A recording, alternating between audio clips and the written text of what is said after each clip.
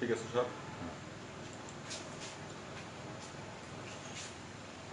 সুপ্রিয় শিক্ষার্থী হলদিবাড়ি অনলাইন স্কুলে অনলাইন ক্লাসে সবাইকে স্বাগত। আমি বিপ্লব কুমার সরকার, হলদিবাড়ি উচ্চ বিদ্যালয়, কাউনিয়া, রংপুর। আজ তোমাদের সামনে নবম এবং দশম শ্রেণীর বাংলা সাহিত্য, বাংলা প্রথম পত্র নিয়ে আলোচনা করব।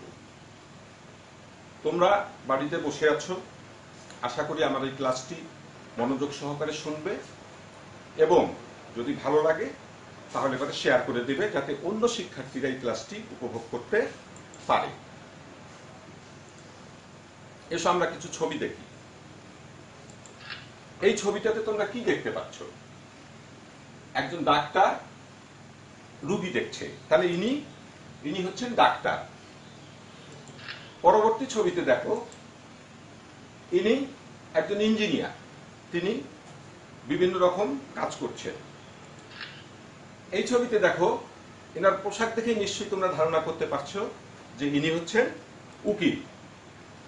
পরবর্তী ছবিতে দেখো, কি দেখতে পাচ্ছ? যে আমার মতো একজন শিক্ষক, ইনি অবশ্য শিক্ষিকা, একজন শিক্ষিকা ক্লাস নিচ্ছে। এই সকল পেশায় যেতে হলে কিসের প্রয়োজন? যোগ্যতার প্রয়োজন। এইসব যদি আমরা পেশায় যেতে যাই তাহলে আমাদের দরকার হলো যোগ্যতা। এখন এই যোগ্যতা অর্জনের জন্য প্রয়োজন সার্টিফিকেট। কিসের প্রয়োজন? সার্টিফিকেটের প্রয়োজন। তাহলে এই সার্টিফিকেট অর্জনের জন্য প্রয়োজন লেখাপড়া, আর লেখাপড়ার করতে গেলে প্রয়োজন বই পড়া। অনেক অনেক বই পড়তে হবে। তাহলে আমাদের আজকের পাঠের বিষয় হচ্ছে বই পড়া। আমরা বাংলা সাহিত্যের গদ্যাংশে বই পড়া প্রবন্ধ লিখেছেন প্রমোদ চৌধুরী। সেটা নিয়ে আজকে তোমাদের সাথে আলোচনা করব। এসো আমরা শিখন ফলটা জেনে নেই, যে আমরা আজকে এই পাঠটি করলে কি কি শিখতে পারবো। তোমরা খাতা কলমে এই শিখন পাঠটি লিখে নিবে। লেখক পরিচিতি ব্যাখ্যা করতে পারবে, অর্থাৎ প্রমোদ চৌধুরীর পরিচিতিটা তোমরা ব্যাখ্যা করতে পারবে।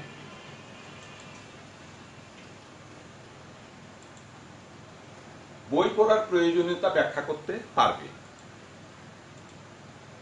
বিদ্যালয়ে লাইব্রেরির প্রয়োজনীয়তা বর্ণনা করতে পারবে। বই পড়া প্রবন্ধের মূল ভাব বর্ণনা করতে পারবে। আমরা এই জিনিসগুলো আজকে শিখব। যে লেখক, আমরা প্রমোদ চৌধুরী সম্পর্কে জানবো, বই পড়ার প্রয়োজনীয়তা ব্যাখ্যা করতে পারবো, বিদ্যালয়ে লাইব্রেরির প্রয়োজনীয়তা বর্ণনা করতে পারবো, বই পড়া প্রবন্ধের মূল ভাব বর্ণনা করতে পারবো। এসো আমরা প্রথমেই লেখক পরিচিতিটা জেনে নিই। ইনি হচ্ছেন প্রমোদ চৌধুরী। তোমরা নিশ্চয়ই এর আগে কখনো ছবিটা দেখেছো। ইনি হচ্ছেন প্রমোদ চৌধুরী। 7ই আগস্ট 1868 সালে যশোহরে জন্মগ্রহণ করেন। ইংরেজি সাহিত্যের প্রথম শ্রেণীতে MA ডিগ্রি লাভ করেন এবং ব্যারিস্টারি পড়ার জন্য বিলেত যান। দেশে ফিরে ব্যারিস্টারি পেশায় যোগদান না করে ইংরেজি সাহিত্যে অধ্যাপনা করেন। তার ছদ্মনাম বীরবল। উল্লেখযোগ্য গ্রন্থ বীরবলের হালখাতা, রায়তের কথা, চারিয়ারির কথা, আহুতি, প্রবন্ধ সংগ্রহ, নীললোহিত, পদচরণ ইত্যাদি। 2রা সেপ্টেম্বর 1946 সালে কলকাতায় পরলোক গমন করেন। আমরা প্রমোদ চৌধুরী সম্পর্কে জানলাম। এখন এসো লেখাটা আমরা আদর্শ পাঠ, যেহেতু আমরা তোমাদের সামনে নেই, অতএব আমরা এই আদর্শ পাঠ এবং সরস পাঠ যেটি আছে সেটি আমরা ক্লাস থেকে করব না। আমরা পরবর্তীতে যখন ক্লাসে আসব আদর্শ পাঠ এবং সরব পাঠটাই আমরা তখন সেরে নেব। এখন এসে আমরা কিছু একক কাজ দেই। আমরা যেটুকু করলাম তার মধ্যে থেকে দেখি তোমরা এটুকু বলতে হবে, কেন আমরা বই পড়ব। আমরা প্রথম দিকেই বলছি যে বই পড়তে গেলে বই কেন পড়বো, আমরা বই পড়া আমাদের প্রয়োজনীয়তাটা কেন। প্রমোদ চৌধুরীর 3টি কাব্যগ্রন্থের নাম লিখো। আমরা লেখক পরিচিতির মধ্যে এই জিনিসটা জেনেছি, নিশ্চয়ই তোমরা এটি পারবে। তোমরা এই একক কাজগুলো খাতায় লিখে রাখবে, কারণ হলো যে তোমাদের যে নৈবিত্তিক প্রশ্নগুলো আসে সেই প্রশ্নগুলোর মধ্যে এই কাজগুলো তোমরা পাবে। আমরা কিছু শব্দার্থ জানি। আমরা প্রমোদ চৌধুরীর বই পড়া প্রবন্ধের ভিতরে যে শব্দগুলো আছে সেই শব্দগুলোর মধ্যে প্রয়োজনীয় যেসব শব্দ সেই শব্দগুলোর আমরা কিছু মানে জেনে নিই। শৌখিন, তোমরা নিশ্চয়ই বুঝতে পারতেছো যে শৌখিনটা কি জিনিস। শৌখিন অর্থাৎ রুচিবান। শৌখিন মানে হচ্ছে রুচিবান, অর্থাৎ সে তোমরা দেখবা যে অনেকেরই ঘরে খুব সুন্দর সুন্দর জিনিসপত্র আছে, খাট বাসন পত্র সবকিছু খুব সুন্দর সুন্দর, অর্থাৎ আমরা তখন তাকে বলে থাকি শৌখিন। উদাহু, উদাহু মানে হচ্ছে উর্ধ্ববাহু। উদাহু মানে হচ্ছে উর্ধ্ববাহু, উর্ধ্ববাহু উপর দিকে হাত তোলা, এটা হচ্ছে উদাহু। জজ, এর সম্পর্কে নিশ্চয়ই তোমরা বুঝতে পারছো। জজ, জজ মানে হচ্ছে বিচারক, যিনি কি করেন, বিচার করেন। আমরা যখন কোনো কেস করি, কোনো আদালতে যখন কেস করি তখন যে বিচারক থাকে তাকে আমরা সাধারণত জজ বলে থাকি। অবগাহন, অবগাহনের অর্থ হচ্ছে সর্বাঙ্গ ডুবিয়া গোসল। আমরা নিশ্চয়ই পুকুরে গোসল করে থাকি, নদীতে গোসল করে থাকি। সর্বাঙ্গ যখন ডুবে যায় তখন থেকে বলা হয় অবগাহন। এসব আরো কিছু নেই। স্বশিক্ষিত, স্বশিক্ষিত অর্থাৎ নিজে নিজে শিক্ষিত। সাধারণত শিশুরা কি করে, প্রথমে মা বলা শেখে, বাবা বলা শেখে, দাদা বলা শেখে। এটা কিন্তু কেউ কাউকে শিখায় না, সে কি করে নিজে থেকেই এটা শেখে। সেই জন্য আমরা বলেছি এটাকে নিজে নিজে শিক্ষিত যিনি, সেটাই হচ্ছে স্বশিক্ষিত। গলাৎকরণ, গলাৎকরণ, গলাৎকরণ অর্থাৎ গিলে ফেলা। আমরা সাধারণত যেটা গিলে ফেলি, যেমন একটা ওষুধ দিলাম গিলে ফেললাম, ঠিক এটা হচ্ছে গলাৎকরণ। জীর্ণ, জীর্ণ মানে হচ্ছে হজম, ঠিক আছে, জীর্ণ মানে হজম। এবার আসবো কেতাবি। কেতাবি মানে হচ্ছে কেতাব অনুসরণ করে চলে যারা। কেতাব মানে কি, কেতাব মানে হচ্ছে বই। কেতাব মানেও বই, অর্থাৎ কেতাব অনুসরণ করে চলে যারা। এখানে বলা হয়েছে কেতাবি, যদি বলা হয়তো কেতাব তাহলে তার মানে হয়তো বই, কিন্তু বলা হয়েছে কেতাবি অর্থাৎ কেতাব অনুসরণ করে চলে যারা। এবার এসো জোড়াই কাজ দিয়েছি, জোড়াই কাজ করতে হবে না, তোমরা এটাকে ধরে নেবে যে একক কাজ। শৌখিন, জজ, স্বশিক্ষিত, কেতাবি, এগুলোর অর্থ কি বলা হয়েছে? শৌখিন, জজ, স্বশিক্ষিত, কেতাবি দিয়ে 2টি করে বাক্য লেখো। তোমরা তো এই মানে যেগুলো যেহেতু আমি বলে দিলাম তোমাদেরকে, তোমাদেরকে কি করতে হবে, তোমাদেরকে এই কয়টি শব্দ দিয়ে বাক্য গঠন করতে হবে। শৌখিন, জজ, স্বশিক্ষিত, কেতাবি, এটি দিয়ে প্রত্যেকটির জন্য 2টো করে বাক্য তৈরি করতে হবে। এগুলো তোমরা খাতায় লিখে রাখো, বাড়িতে গিয়ে কাজ করো। লক্ষ্য করো কি করছে, জোর করা অর্থাৎ টেনে নিয়ে আসতেছে, জোর করে নিয়ে আসতেছে তাকে। আমরা সাধারণত দেখি না মায়েরা কি করে তোমাদেরকে, যে কোনো একটা তুমি কাজ করতেছো, তুমি হয়তো খেতে চাচ্ছ না, তখন হয়তো তোমাকে কি করে টেনে নিয়ে আসে, জোর করে টেনে নিয়ে আসে, সেই হলো জোর করা। মারা, কি করে মারতেছে তোমাকে, এটা হচ্ছে মারা। ভয় দেখানো, বলে না এই ভূত আসবে কিন্তু, এই অমুক আসবে কিন্তু, তোমাকে একটু কি দেখানো হয়, ভয় দেখানো হয়, সেই হচ্ছে ভয় দেখানো।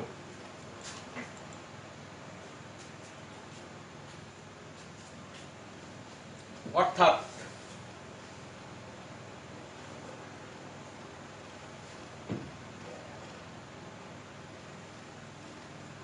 জোর করে মেরে ভয় দেখিয়ে কখনো লেখাপড়া করা হয় না।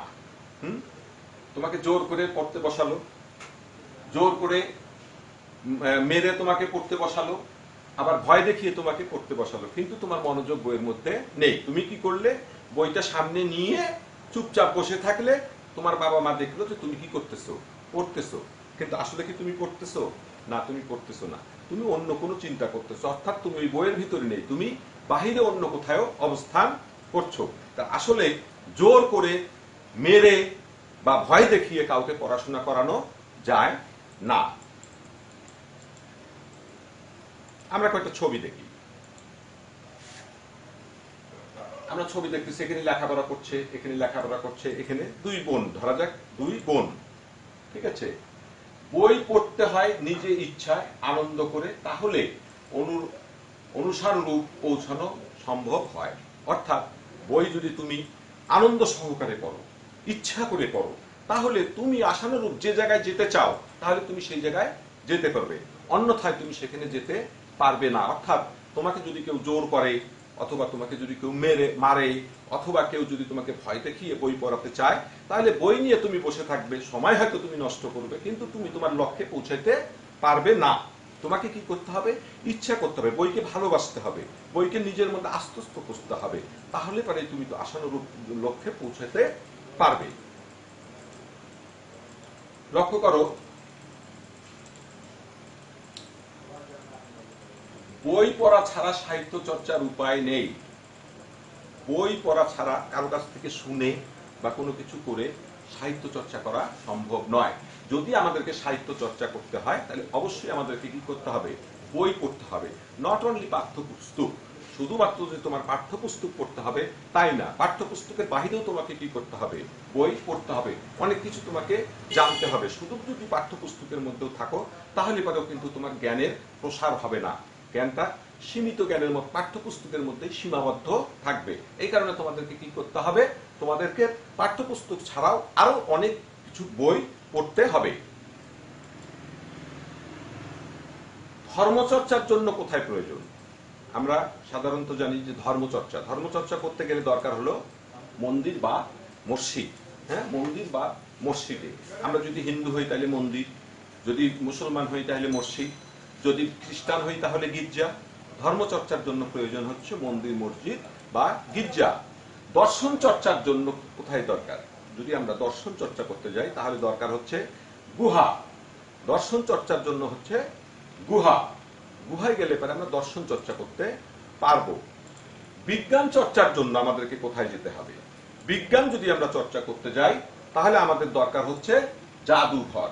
আমরা বিজ্ঞান চর্চা করতে গেলে জাদুঘরে যেতে হবে। এই কারণে যে জাদুঘরে যে পুরাতন জিনিসগুলো আছে সেই পুরাতন জিনিসগুলোকে নিয়ে আমাদেরকে কি করতে হবে? চর্চা করতে হবে। যদি আমরা সেখানে চর্চা করতে পারি তাহলে পরে দেখা যাবে যে আমরা ওইটাকে নতুন রূপ দিতে পারবো, আমাদের চর্চার মাধ্যমে সেটাকে আমরা নতুন রূপ দিতে পারবো। ঠিক আছে। নীতি চর্চা যদি করতে হয়, আমরা সাধারণত নীতি চর্চার কথা বলি, যে নীতি চর্চা যদি করতে হয় তাহলে কিসের প্রয়োজন হলো? এটা মাঠে বসে কিন্তু নীতি চর্চা করা যায় না। নীতি চর্চা করতে গেলে প্রয়োজন হলো ঘর। ঘরে বসে কি করতে হবে? নীতি চর্চা করতে হবে। সাহিত্য চর্চা করার জন্য চাই, এখন আসল কথাটাই হচ্ছে যে আমরা যেটা মূল প্রতিপাদ্য বিষয়, যে বই পড়া প্রবন্ধে প্রমোদ চৌধুরী আসলে কি বলেছেন, যে সাহিত্য যদি আমরা চর্চা করতে যাই, আমরা যদি জ্ঞানের প্রসার ঘটাতে যাই, তাহলে আমাদের প্রয়োজন লাইব্রেরি। যদি লাইব্রেরি না থাকে, আমরা জানি আমাদের দেশে ৮০% মানুষই হচ্ছে দরিদ্র সীমার নিচে বসবাস করে। তাই আমি যে কথাটি বললাম যে সরকার, আওয়ামী লীগ সরকার যখন দেশে এসেছে তখন আমাদেরকে বিনা পয়সায় বই উপহার দিচ্ছে, বিনা পয়সায় বছরের প্রথমেই আমাদেরকে বই দিয়ে দিচ্ছে। সেটা কোন বইটা দিচ্ছে? পাঠ্যপুস্তকটা দিচ্ছে। অর্থাৎ আমরা যদি বললাম যে পাঠ্যপুস্তক যদি আমরা শুধু পড়ি তাহলে পরে আমাদের জ্ঞানটা সীমাবদ্ধ থাকবে। এই পাঠ্যপুস্তকের বাহিরেও আমাদেরকে কি করতে হবে? অনেক লেখাপড়া করতে হবে, গল্পের বই পড়তে হবে,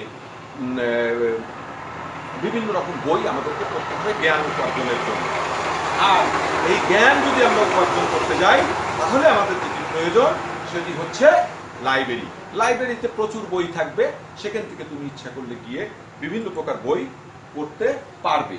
লক্ষ্য করো, শিক্ষা কেউ কাউকে দিতে পারে না, সুশিক্ষিত লোক মাত্রই স্বশিক্ষিত। কিছুক্ষণ আগে আমরা একটা বাচ্চার ছবি দেখেছি, সেই বাচ্চাটি আজকে বড় হয়ে কি হতে পারে? একজন জজ হতে পারে। হ্যাঁ, আমরা বলেছি যে জজ মানে বিচারক হতে পারে, একজন জজ হতে পারে। কিন্তু সেই বাচ্চা যদি নিজে মনে করে যে আমি বড় হয়ে জজ হব, তাহলেই কিন্তু সে জজ হতে পারে। তাছাড়া কিন্তু তার সম্ভব নয়। তার বাবা মা, পারিপার্শ্বিকতা সবাই যদি বলে তোমাকে কিন্তু জজ হতে হবে, তাহলে কিন্তু সে জজ হতে পারবে না। কি করতে হবে? তার ভিতর থেকে ইচ্ছা শক্তিটাকে সংগ্রহ করতে হবে এবং জাগ্রত করতে হবে, তাহলে পারে সে কি করতে পারবে? জজ হতে পারবে।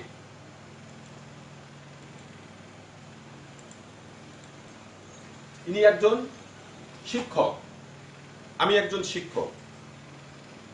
আমরা ছবিতে দেখেছি ইনি একজন শিক্ষিকা বা শিক্ষক। ইনি কি করতে পারেন? তোমরা স্কুলে আসো, স্কুলে এসে লেখাপড়া করো। আসলে একজন শিক্ষক কি করতে পারেন?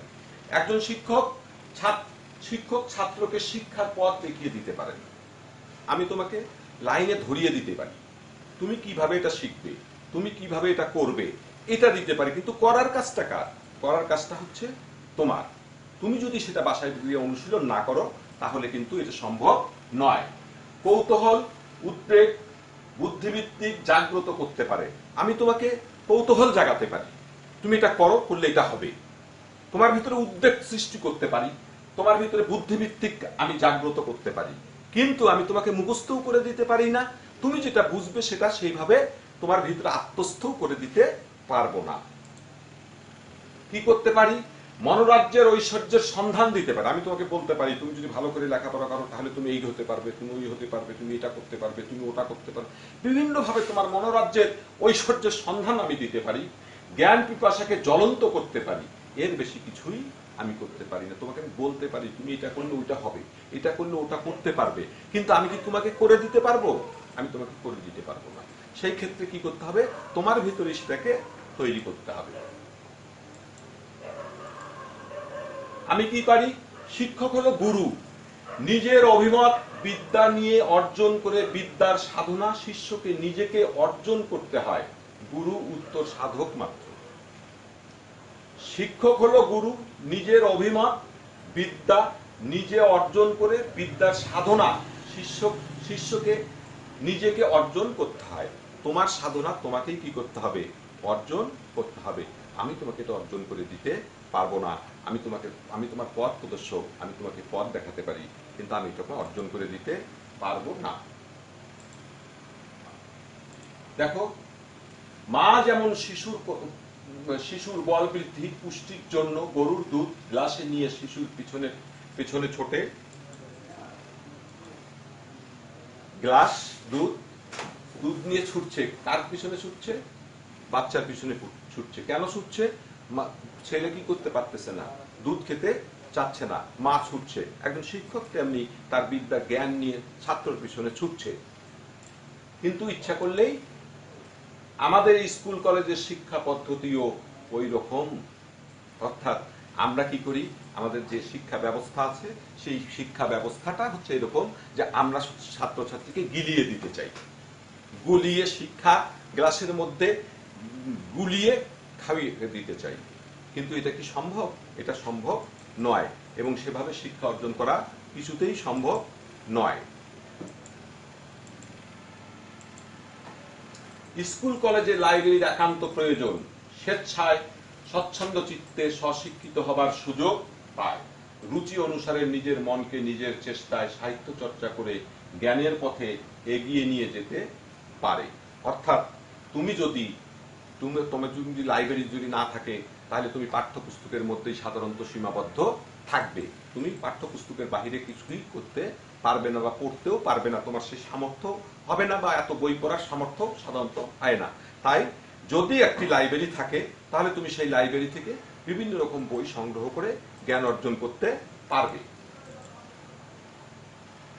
সংক্ষিপ্ত আলোচনায় বলা হয়েছে, বই পড়া প্রবন্ধটি প্রমোদ চৌধুরীর প্রবন্ধ সংগ্রহ থেকে নির্বাচন করা হয়েছে।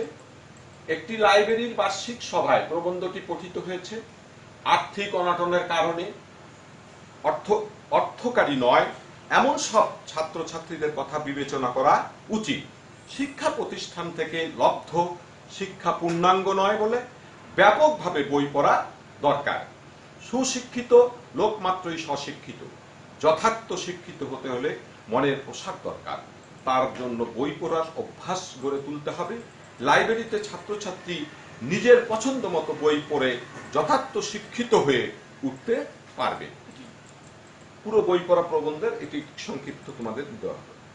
দলীয় কাজটি আমি তোমাদেরকে দিচ্ছি না। তোমরা যদিও এটা হতে পারে যে আমরা ক্লাসে যদি থাকতাম তাহলে আমরা এইভাবে একটি দলীয় কাজ তোমাদেরকে দিতাম, তোমরা সবাই মিলে এই কাজটি করতে পারতে। বই পড়ার অভ্যাস কিভাবে আরো বৃদ্ধি করা যায়, বিদ্যালয়ের লাইব্রেরির প্রয়োজন সে বিষয়ে যথার্থ যুক্তি দাও।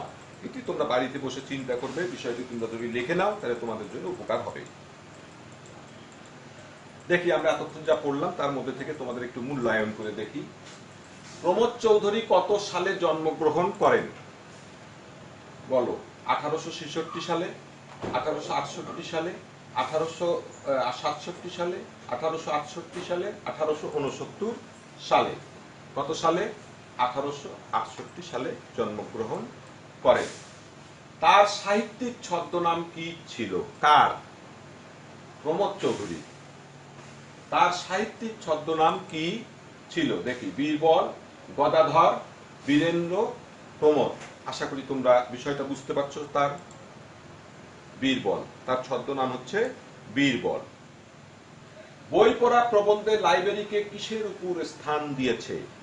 বই পড়া প্রবন্ধে লাইব্রেরিকে কিসের উপর স্থান দিয়েছে?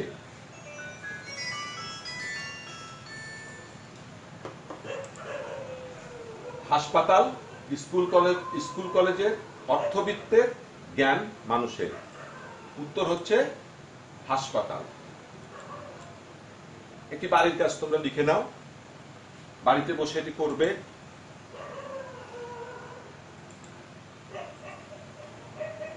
তোমার স্কুলের বই পড়া প্রতিযোগিতায় তোমার শিক্ষা জীবনে যে ইতিবাচক প্রভাব ফেলেছে তা উল্লেখ করো। বই পড়ায় তোমার বন্ধুদের কিভাবে উৎসাহিত করবে। এটি তোমাদের বাড়ির কাজ। এটি বাড়ি থেকে বাড়িতে তোমরা এই কাজটি করে রাখবে। যখন স্কুল খুলবে তখন এই কাজটি তোমরা নিয়ে আসবে, আমরা তোমাদের দেখব, সেখানে আমাদের সংযোজন দিয়ে তোমাদেরকে সুন্দরভাবেই করব। আশা করি ক্লাসটি তোমাদের ভালো লেগেছে। যদি ভালো লাগে তাহলে শেয়ার করবে।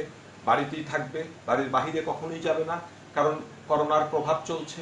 আগামীতে শীত আসছে, সেখানে বিজ্ঞানীরা চিন্তা করছে যে এখানে আরো অনেক বেশি প্রভাব আসতে পারে, তাই বাড়িতেই থাকবে। যদি খুব প্রয়োজন হয় বাড়ির বাহিরে যেতে অবশ্যই মাস্ক পরবে এবং বাড়ির বাহির থেকে ফিরে সাবান দিয়ে সুন্দর সুন্দর করে হাত ধোবে, পরিষ্কার পরিচ্ছন্ন থাকবে এবং যেহেতু বাসায় বসে আছো বই পড়বে, সবসময় বই পড়বে, নিজেকে বই পড়ার ভিতরেই ব্যস্ত রাখবে। সবাইকে আজকের ক্লাসে ধন্যবাদ। তোমরা জেনে রাখো বই জ্ঞানের ভান্ডার। ধন্যবাদ।